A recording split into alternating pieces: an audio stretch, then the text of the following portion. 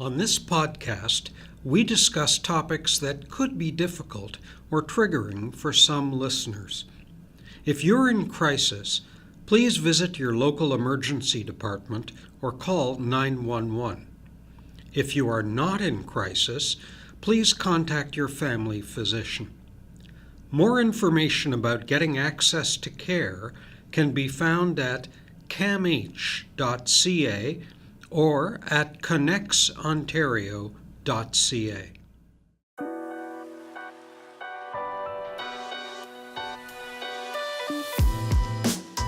Welcome to the You've Changed CAMH Wellness Podcast. I'm Hilary. And I'm Jessica. And on today's podcast, we have a great lineup for all our listeners. Jessica, tell the people who we got on the show today. Today, we have former NHL goalie and current hockey commentator for Sportsnet, Cory Hirsch, trauma-informed yoga instructor, Vaughn Sullivan, and Kevin Byer, a wellness administrator here at CAMH, who will talk to us a little bit about what it means to take time to be grateful. So stay tuned. It's going to be a really interesting episode.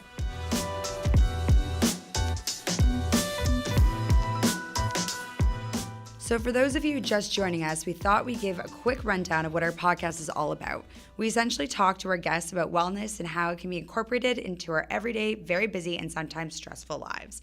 On our first episode, we had former Olympian Martha McCabe. We also spoke to our VP of People and Experience, Carrie Fletcher, about her new role and what wellness means to her. She has, by the way, also motivated me to actually get back into exercising because she does so much. I'm like, I can do it. I can totally take Carrie's lead and just try some more exercising in general. What about you? Actually, I'm deciding to take my own tip and hit the stairs a little bit more frequently. So that's been going well, actually. Awesome. So all that was from our last episode. Up next, we have guest Cory Hirsch coming up, so stay tuned.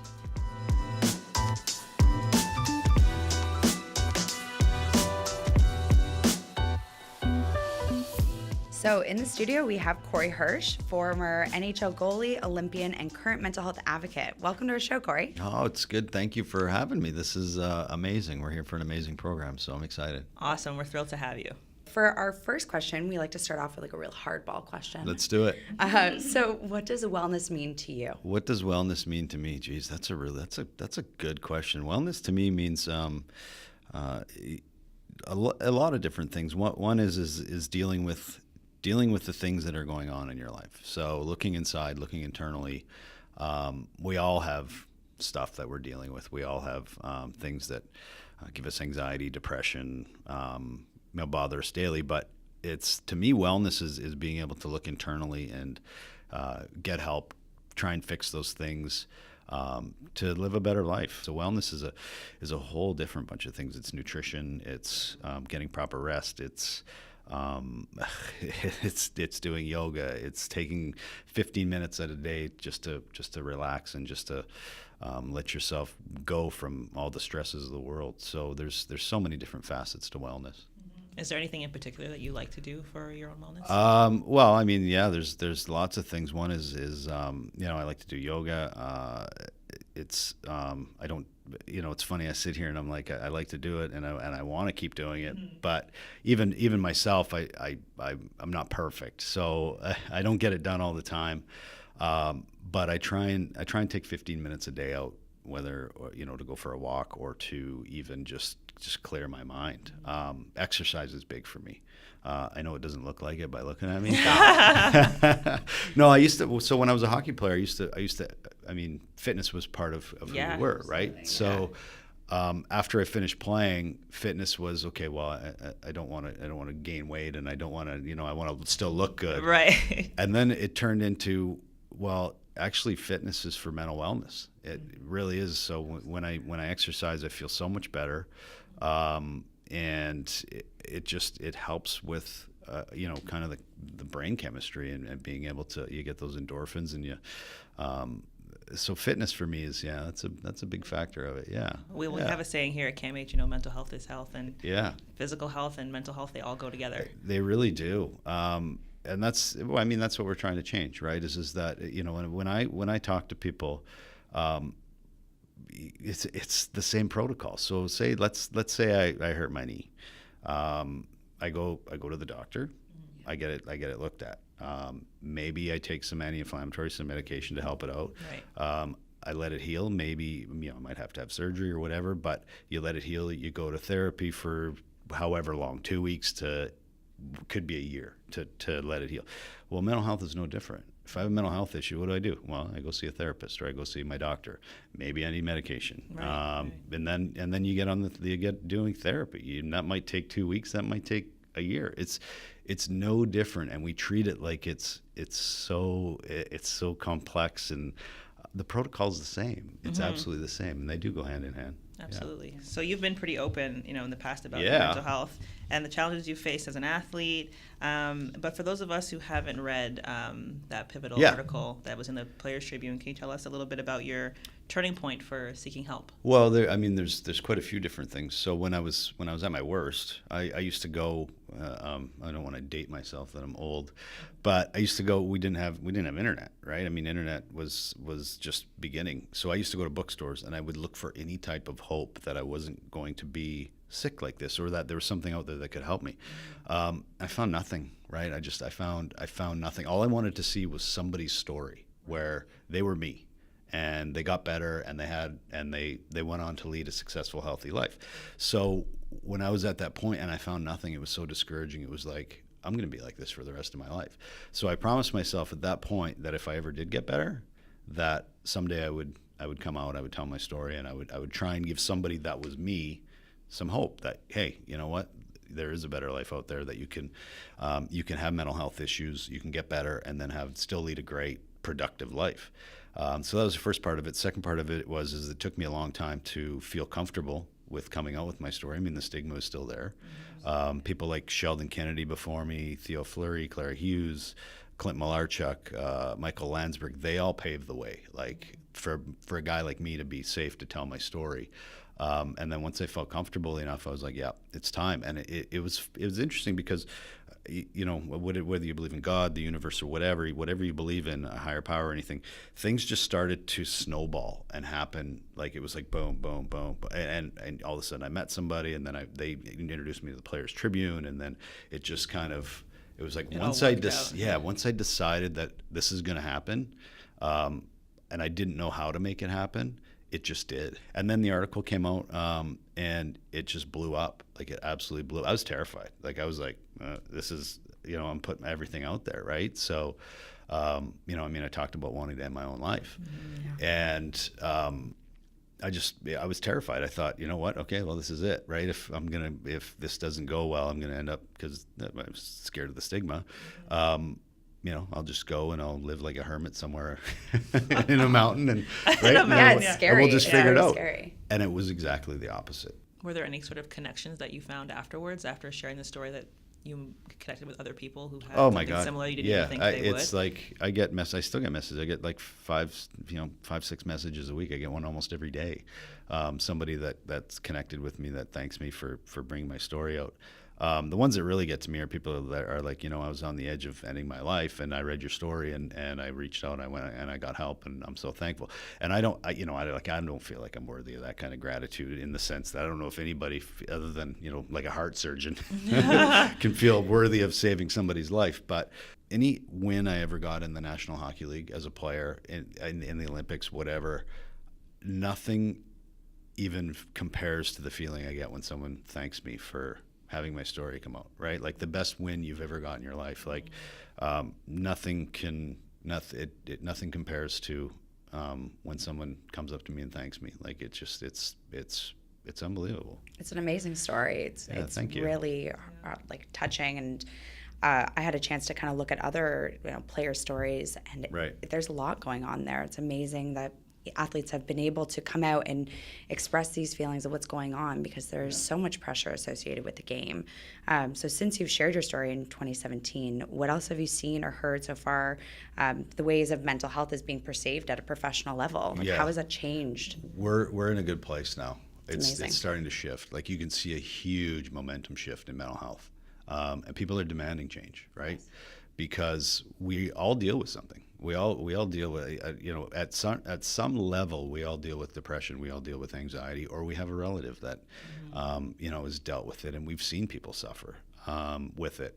And it's time to stop shaming people for suffering that they didn't ask for, Absolutely. I think you're part of being open and honest about it and seeing athletes be so open and forthcoming about their struggles. I think it helps young people to also open up and be like, well, if they're going through it and in their eyes they think they have everything, they have the fame, they have the game they want to play, they're living the dream, but there's also something behind there that's just a struggle. You're not immune to it. Your openness and honesty sort of brought you here to CAMH as well. It led you to us, and so you're the new face of Game Changers, or the face of Game Changers. Yeah.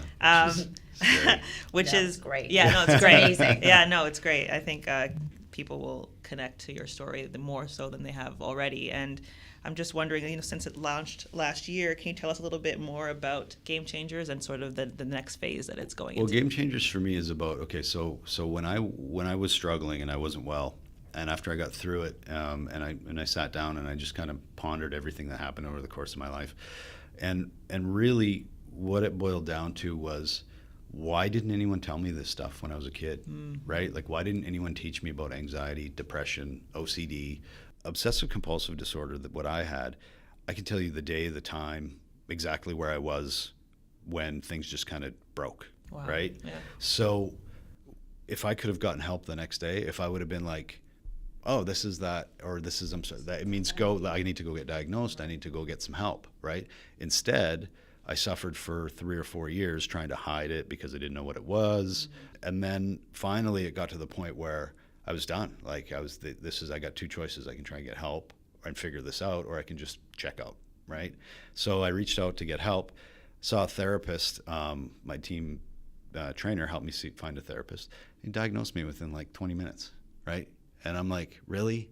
I suffered for this long. It was that anxiety, it's panic attacks, just trying to get out of bed every day just to get to practice, and I got diagnosed, right? And it was like, and then the process to healing is a lot, it's a lot longer. I mean, it's like anything. It's like if you like I said, if you hurt your knee, it might take a long time to depending on how deep it is. But why didn't someone tell me that in high school? What was the big secret? Like, why was there such a big shrouded secret around it? Right? I mean, it's ridiculous. We have the information. Our children deserve to get it.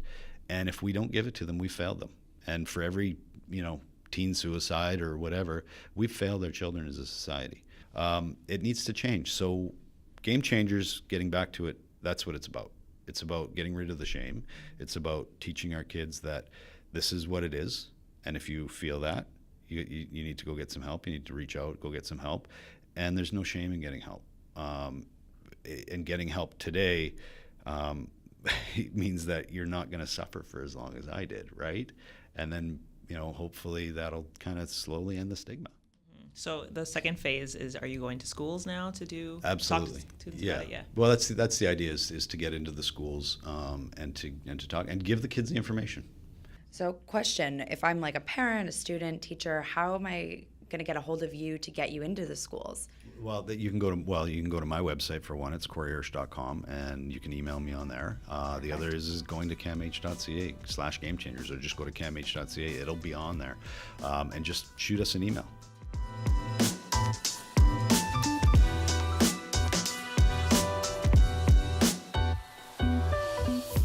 Our next guest today is Evonne Sullivan, who is our local yoga instructor who specializes in yoga and mindfulness for mental health and addiction recovery. How are you doing today, Evonne? Good. Thank you for having me. Thank you so much for joining us. So before we unpack all the questions that we have today, I have one burning question for you, and that is, what does wellness mean to you? I guess essentially balance, but a balance of mental, physical, social, spiritual, environmental, emotional health. So kind of like a balance of everything. So sometimes one thing can be up, another down, but it's kind of like finding a wellness overall to be able to manage life and live. That sounds awesome. I feel like a lot of our guests have mentioned all these different parts of wellness. Yeah. It's not one thing. It's a whole group of things that work together. Very holistic approach, which is amazing. I like that people are starting to look at wellness as that, holistic, and all their components in life. Okay, so tell us, what does specializing in yoga and mindfulness for mental health and addiction recovery mean? Seems like a very specific type of yoga. Sure. Well, I'm a yoga teacher, which encompasses yoga, which are postures, mindfulness, sort of like awareness, and meditation. and I specialize in mental health and addiction recovery. So I combine trainings that I've taken with lived experience. So mostly I teach to individuals or family members who are dealing with mental health or addiction or both challenges. Is it different from your average yoga class? Yes, definitely. So I always incorporate techniques and tools where someone can kind of take away understanding how, so if you're dealing with anxiety, your mood might be a little bit higher, you can do different grounding tools to kind of calm you down, and vice versa. So if your mood might be a little bit lower, you can do energizing exercises and postures and breath work. In addition to, it's always trauma informed. So making sure that I'm creating an environment where people can have their own healing journey, as well as just being aware of things you maybe should or shouldn't do in a trauma-based class versus a regular yoga class. Interesting. I never thought that yoga could bring up your energy levels. I'm not a yogi, but I always thought it was just meant to like zen you out, calm you down. I didn't think it could actually also bring up your energy. That's interesting. Yeah, so it works with your nervous system. So depending on how you're moving your body, as well as your breath. So an inhale works as it's energizing, like inhaling is life, exhaling is kind of like calming. So you're teaching here at CAMH the Gifts of Light program. What has that experience been like for you?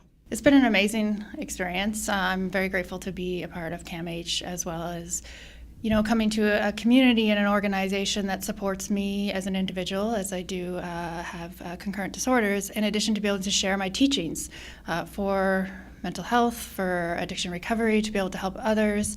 And yeah, I teach with a number of different programs for addiction, trauma, anxiety, and mood disorders. So to be able to work with individuals and the organizations that's a leader in this work is amazing.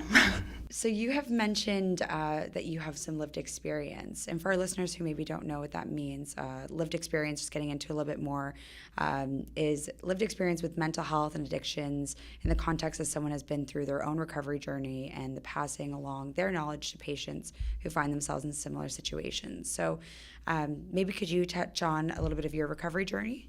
I call myself a person in long-term recovery, which for me means, I do have concurrent disorders, so manage my anxiety disorders every day, as well as being 6.5 years, I quit alcohol.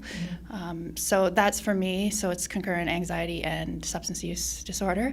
And what yoga has done for me is, so I tried many things, many of which were helpful, kind of like a holistic approach to recovery that one can do. And when I found yoga, so after 2 years of quitting drinking, I was still really struggling with my anxiety. And when I found yoga, it was just kind of like the icing on the cake, to be able to deal with some of the stressors that were causing me, still to have anxiety attacks all the time, still to not manage daily life.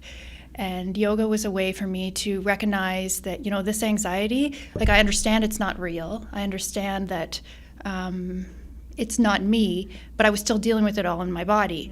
So I found ways to kind of like relax my body, become aware that the anxiety attacks aren't who I am as a person, and I can work with my breath, work with my body to manage the extra energy I have, the extra thoughts, and just calm myself down. That's awesome.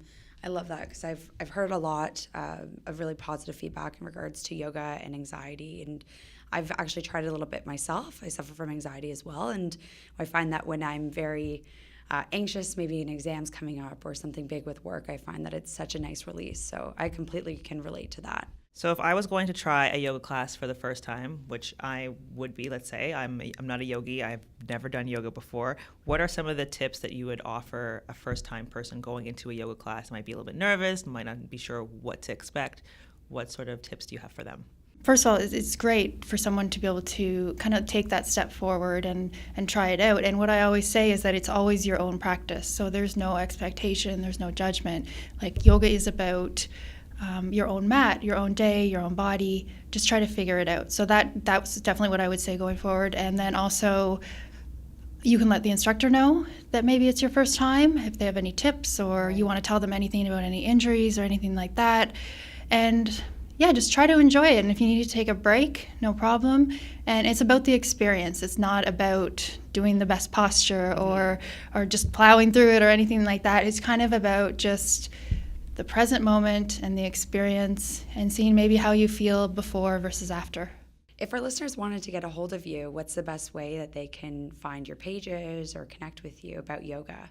Probably the best is just going to my website, so EvonneSullivan.com, so EVONNESULLIVAN.com, or info@EvonneSullivan.com is my email. And I'm on all the social medias, so Twitter, Instagram. I would say I use Instagram the most with information and whatnot, but any of them are, yeah. It's great. Thanks for joining us. Yeah, thank That's you awesome. again. Thank you for having me. No problem. Thank you.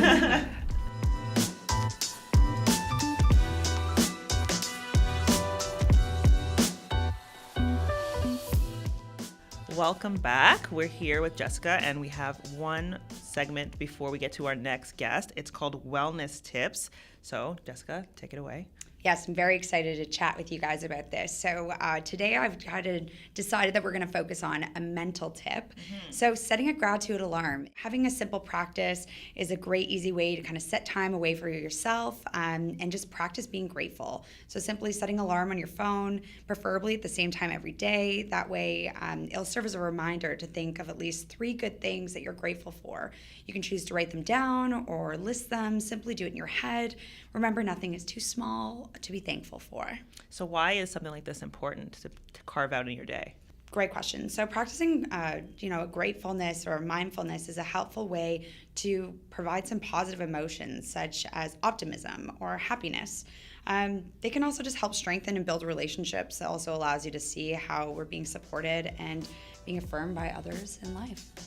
Awesome. So that's your wellness tip. Thanks. Welcome.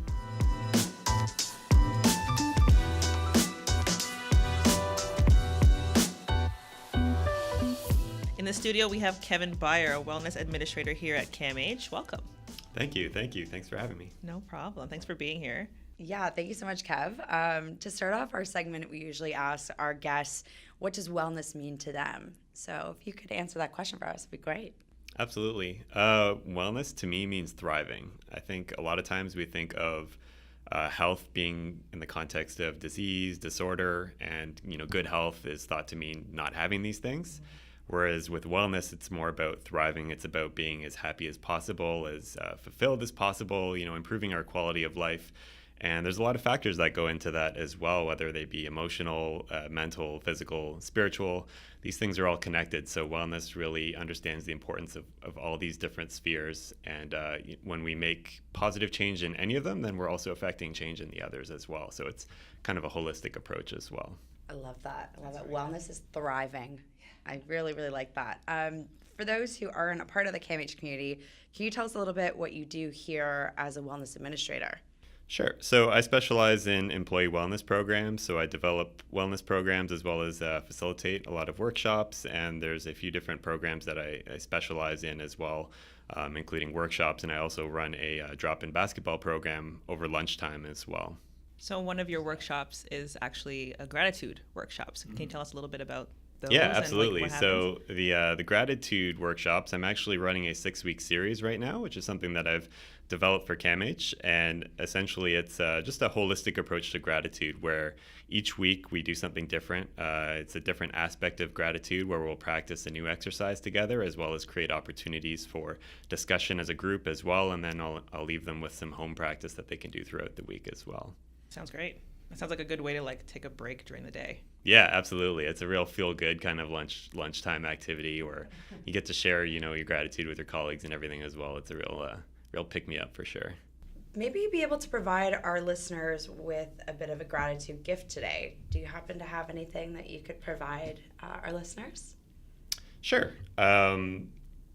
I can do a exercise for you, which is a gratitude meditation, visualization exercise that I like to start our series with. Cool. I just recommend if you're driving, I request eyes closed for this, so probably not a good idea while you're driving, but, yes, no driving. But otherwise, Eyes on this the road. is a nice exercise. It's going to be something a little bit different. I know you've kind of talked about the gratitude journal in the past, so we want to do something that's a little bit different. So what we can do for the exercise is I'd like to ask you to think of a happy moment in your life or a fond memory in your life. And if several come up, just selecting one for the sake of the exercise. And we're going to get a nice, comfortable position where we're taking a couple of nice deep breaths, breathing in through the nose, out through the mouth, and just noticing that sensation of the in-breath and the out-breath. And now with the eyes closed, I'd like you to imagine yourself back into that happy memory, that happy moment in time. Using your senses to make it as vivid as possible. Noticing what you see as you look around, perhaps anything that you hear, any other sensations. Maybe it was a warm, sunny day, feeling the sun on your skin, or it was a cool, breezy day with a little bit of rain. And taking a couple moments without any prompts to just have your own experience with this moment, to enjoy it in any way that you'd like, soaking up everything that makes it special for you.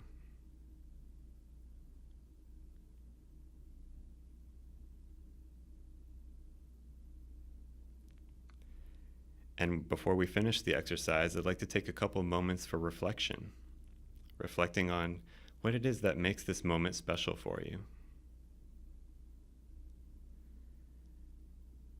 Reflecting on how this moment may have positively impacted your life. And how happy or grateful you are to have experienced this moment. And before we open our eyes and come back into the present, just sending out a thank you to this moment for being a part of our life. And sending a thank you out to anybody who helped make it special for us. Thank you.